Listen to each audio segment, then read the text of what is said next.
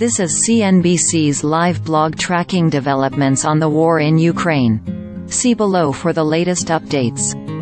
The Kremlin has sought to dismiss a political rival of Russian President Vladimir Putin ahead of the March presidential election. Anti-war politician Boris Nadezhdin submitted his bid to stand in the election to Russia's Electoral Committee last week, submitting at least 100,000 signatures of support that are required in order to be deemed eligible to run in the upcoming vote.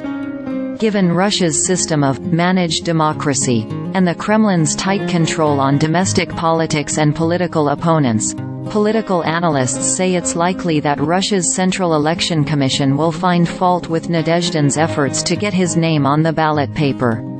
The Kremlin has already signaled that it does not see Nadezhdin as a political threat, with Putin's press secretary Dmitry Peskov telling CNBC that, "We are not inclined to exaggerate the level of support for Mr. Nadezhdin. It is unlikely that Russia's planned revenue target for 2024 will be met," according to Britain's Ministry of Defence, which said Moscow will likely have to raise taxes and reduce contributions to its sovereign wealth fund to fund its planned expenditure. Noting that the Russian government has ambitious plans to increase expenditure by 26% in 2024, the Defense Ministry said this was reliant on optimistic expectations of revenues rising by 22%, with oil and gas revenues expected to increase by almost 25%.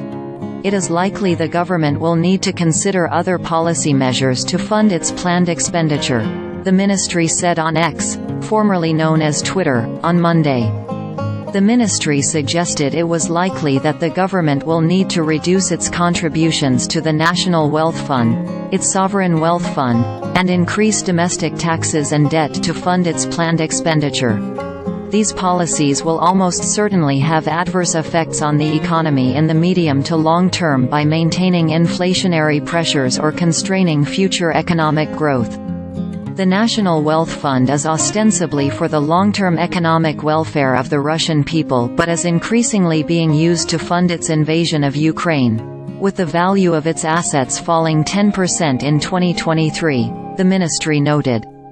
Russia's full-scale invasion of Ukraine brought fresh political momentum to the European Union and its plans for enlargement in the Western Balkans.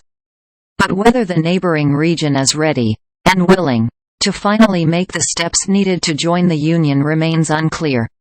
"I see the European Union more ready for the Balkans than the Balkans for the European Union," Miroslav Lajak, EU Special Representative for the Belgrade-Pristina Dialogue and Western Balkans, told CNBC last month.